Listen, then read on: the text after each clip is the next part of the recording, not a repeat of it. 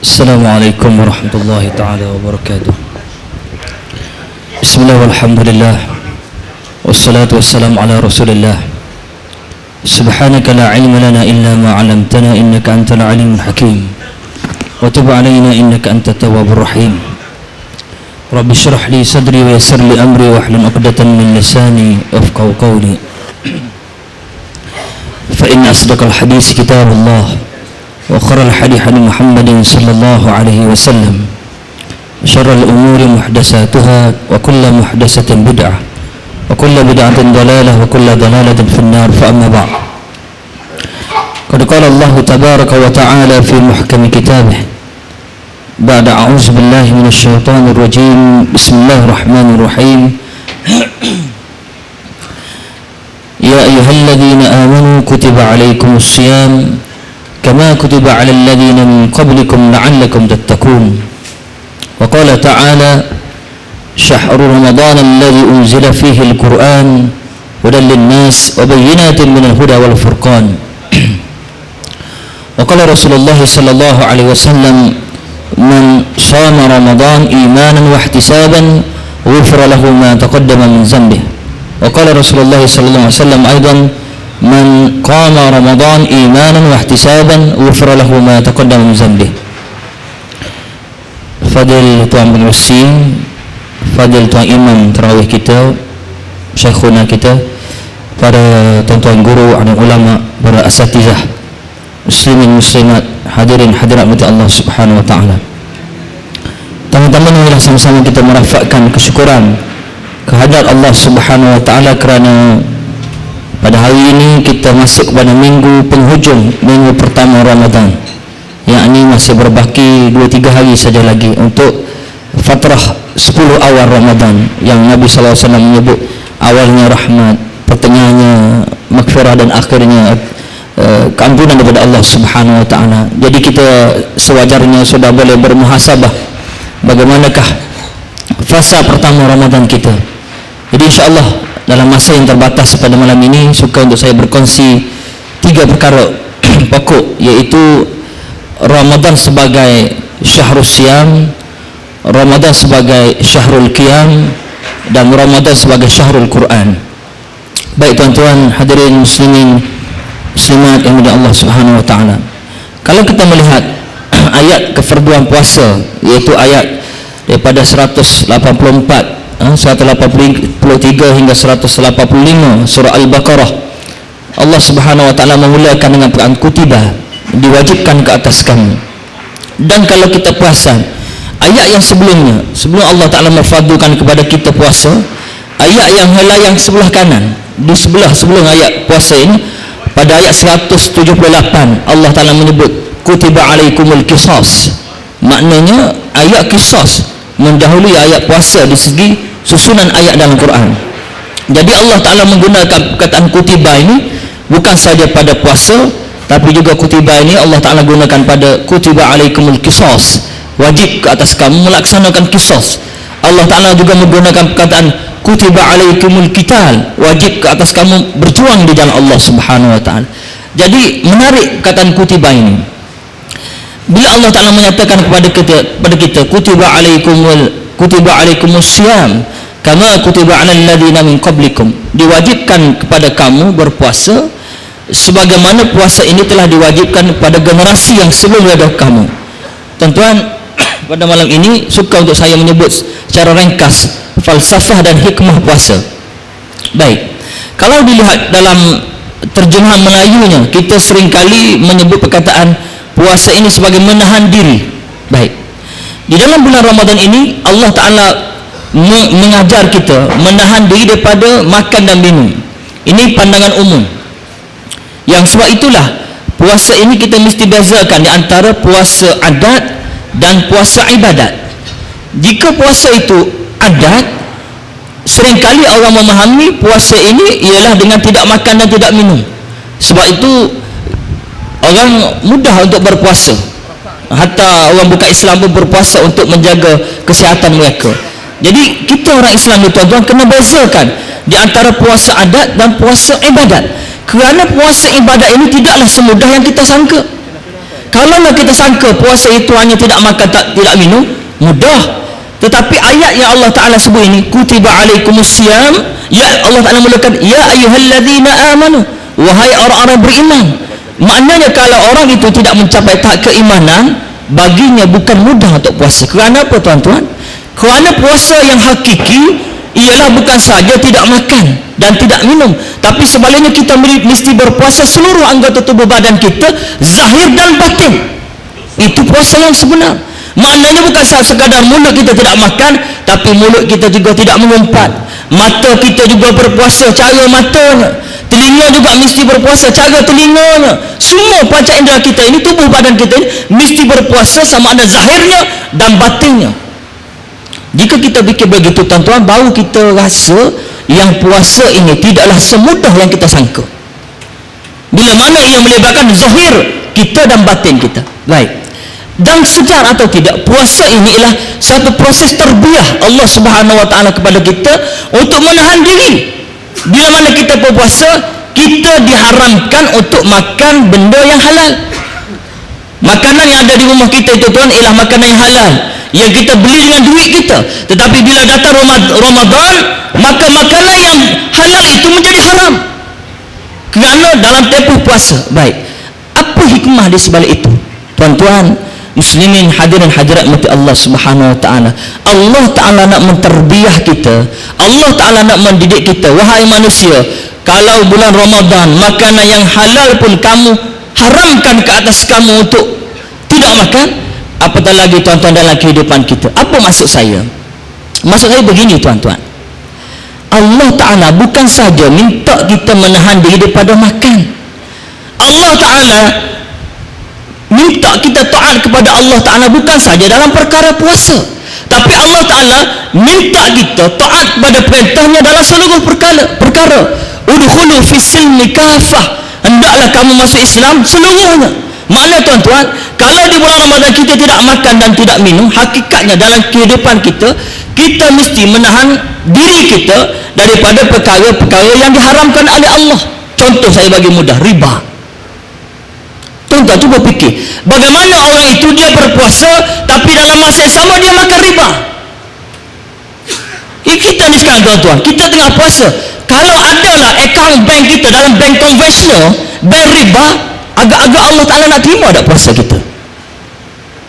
Maknanya kita hanya tak makan tak minum, tetapi dalam keuangan Islam kita tidak menahan diri kita daripada memakan riba, sebagaimana kita menahan diri kita daripada tidak makan dan tidak minum. Ini falsafah puasa yang cuba Allah Ta'ala masukkan kepada kita. Insurans tuan-tuan, kalau ada tuan-tuan yang masih menggunakan insurans kenderaan, insurans yang konvensional, insurans yang tidak menepati kehendak syarak, maka apa jadinya puasa kita tuan-tuan? Maknanya hakikat puasa ialah kita mesti menahan seluruh kehidupan kita ini daripada melakukan perkara-perkara yang dilarang oleh Allah Subhanahu Wa Taala. Cuma Ramadan ini sebagai satu terbiah, satu latihan. Baik, itu yang pertama.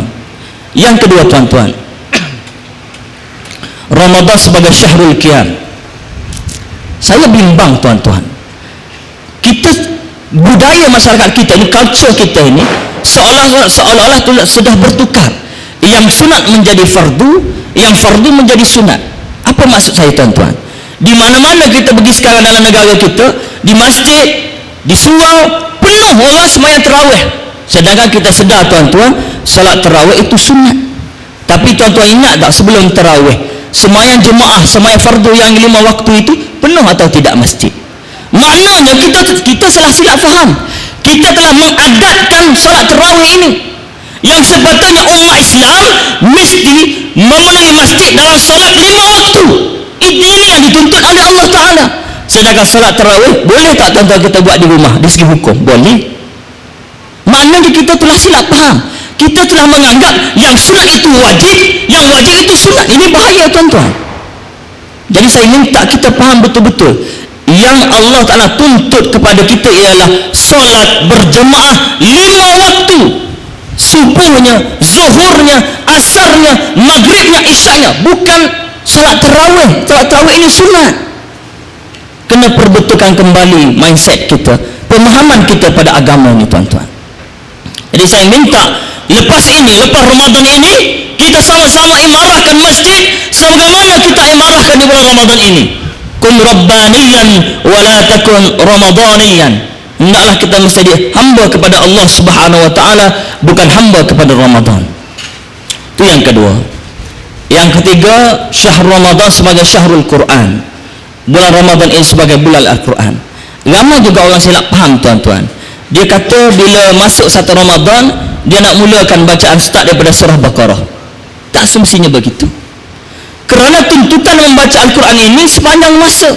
Bukan hanya kita nak start surah Baqarah bulan Ramadan, habis bulan Ramadan, habis dengan surah An-Nas, kemudian tutup Quran. Salah.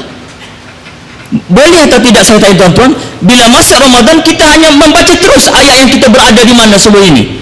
Kalau kita berada di surah Ibrahim, kita terus dengan surah Ibrahim sampai habis. Kerana membaca Al-Quran ini bukan di bulan Ramadan, semua bulan kena baca Quran. Hanya tuan-tuan, ini kita kena faham, bulan Ramadan ialah kalau di bulan-bulan sebelum Ramadan ibadat kita, Quran kita ialah biasa saja. Bulan ini kita sambung menjadi luar biasa, itu saja. Mana kalau bulan sebelum Ramadan kita baca Quran tak sampai 1 juzuk sehari, maka bulan Ramadan kita kena gandakan menjadi 1 juzuk atau 2 juzuk. Bukan bermakna bulan Ramadan kita baca Quran, bulan lain tak entah ke mana Quran. Bukan begitu. Ini juga silap faham yang kita perlu betulkan. Baik, akhirnya tuan-tuan, sebagai pembaca Al-Quran, secara ringkasnya ada lebih kurang 6 tuntutan Al-Quran kepada kita semua. 6 hak Al-Quran yang kita semua kena tunaikan. Tuntutan Al-Quran kepada kita yang pertama ialah Quran itu mesti dibaca. Of course, ini basic. Quran itu mesti dibaca. Tuntutan yang kedua tuan-tuan, Quran itu mesti dibaca dengan betul. Ramai orang yang baca Quran tapi Quran melaknatnya. Kerana apa? Kerana ia baca Quran tidak betul. Imam Syafi'i rahimahullah alaihi menyebut, barang siapa yang membaca Al-Quran di dalam salatnya tetapi salah bacaannya, maka tidak sah salatnya. Ini kata Imam Syafi'i. Saya ulas sekali lagi. Imam Syafi'i rahimahullah alaihi menyebut, sesiapa yang membaca Al-Quran di dalam salatnya tetapi bacaannya tidak betul, maka tak sah sembahyangnya. Kalau sembahyang kita sudah 60 tahun kita sembahyang tuan-tuan, dalam keadaan bacaan kita tak betul, Imam Syafi'i kata tak sah sembahyang kita. Berat tuan-tuan. Jadi kena betulkan bacaan Quran, sama ada makhraj ataupun hukum tajwidnya. Itu yang kedua. Yang ketiga, Quran mesti dibaca dan difahami maknanya. Ramai orang yang baca Quran tuan-tuan, termasuk kita, tapi kita tak faham apa yang Allah Ta'ala sebut dalam Quran. Kita kena ubah. Mulai hari ini kita baca Quran dan kita cuba memahami maknanya. Dan yang keempat, tuntutan Al-Quran yang keempat kepada si pembaca ini ialah Quran mesti dibaca dan dihafaz. Jangan kita harapkan anak-anak kita yang hafiz saja kena hafal Quran tuan-tuan. Kita pun kena hafal juga. Nanti di akhirat Allah tanya kata, aku bagi umur kamu 60 tahun, ayat apa yang kamu ingat? Standard ya Allah, kuliah yang kuliah Allah. Takkan kita nak jawab macam tu depan Allah? Maka tuan-tuan, kita kena ubah mindset kita, pemikiran kita. Aku baca Quran dan aku mesti hafal seberapa banyak ayat Quran yang aku mampu. Itu yang keempat. Yang kelima, Quran itu mesti dibaca dan dibudayakan. Kita mesti wujudkan budaya Al-Quran di dalam rumah tangga kita, di pejabat kita. Quranic culture, budaya Al-Quran mesti budayakan. Bagaimana di rumah kita nak budayakan anak-anak kita dengan budaya Al-Quran, di pejabat kita, di mana-mana sahaja tuan-tuan. Yang terakhir, tuntutan Al-Quran yang terakhir kepada kita ialah Quran itu mesti dibaca, dan ini paling sukar, Quran itu mesti baca dan diamalkan dan dilaksanakan segala hukum hakam yang terdapat di Al-Quran. Tuan-tuan, Quran itu elok dimusabakahkan, dipertandingkan, sama ada peringkat nasional atau antarabangsa, tak salah. Tapi malangnya terhenti sekadar bertanding untuk tahu siapa suara paling sedap, terhenti sekadar nak tahu siapa lagunya paling menarik, tapi tidak sampai peringkat bagaimana memikirkan ayat yang ditilawahkan itu, ayat yang dimusabakah itu untuk dilaksanakan dalam masyarakat. Umpamanya hukum-hukum yang terdapat dalam Al-Quran. Jadi ingat tuan-tuan, tuntutan yang keenam, Quran itu mesti dibaca dan ayat-ayat yang ada di Al-Quran itu mesti diamalkan, sama ada dalam kehidupan pribadi kita, masyarakat kita atau dalam konteks negeri atau dalam konteks negara, mesti dilaksanakan segala ayat yang dibacakan itu, dan mesti dilaksanakan segala hukum hakam yang terdapat dalam Al-Quran. Boleh sekali lagi 6 tuntutan Al-Quran kepada kita. Yang pertama, Quran itu mesti dibaca, wajib. Yang kedua, Quran itu mesti dibaca dengan betul. Yang ketiga, Quran itu mesti dibaca dan difahami maksudnya, ayat yang dibaca itu. Yang keempat, Quran itu mesti dibaca dan dihafaz. Yang kelima, Quran itu mesti dibaca dan dibudayakan dengan budaya Al-Quran, culture Al-Quran. Dan yang terakhir, Quran itu mesti dibaca dan dilaksanakan, diamalkan segala tuntutan hukum-hukum ayat-ayat yang dibaca dalam Al-Quran tersebut. Jadi saya kira itulah 3 perkara yang dapat kita fokuskan pada malam ini. Ramadan sebagai syahrul siyam, puasa yang hakiki. Kita mesti memahami pengertian sebenar puasa bukan sekadar tak makan tak minum, tapi seluruh kehidupan kita, kita mesti menahan diri kita daripada perkara-perkara yang dilarang oleh Allah Ta'ala. Yang kedua ialah Ramadan sebagai syahrul qiyam. Kita mesti membezakan di antara mana yang sunat, mana yang fardu. Barangkali ramai lagi dalam kita yang belum qada sembahyang yang kita tinggal 10 tahun lepas, tuan-tuan. Itu yang wajib. Sembahyang qada itu lebih difardukan oleh Allah Subhanahu wa taala. Kita kena selesaikan yang qada dulu, yang fardu dulu. Dan yang terakhir, Ramadan sebagai syahrul Quran. 6 tuntutan Al-Quran yang perlu kita laksanakan dalam kehidupan kita. Fal khairu fiha min Allah wa syarru fiha min nafsi wa ma ubarri'uha wallahi wara'il qasdi wa wal hadi ila sawa'ir rasyad. Wassalamualaikum warahmatullahi wabarakatuh.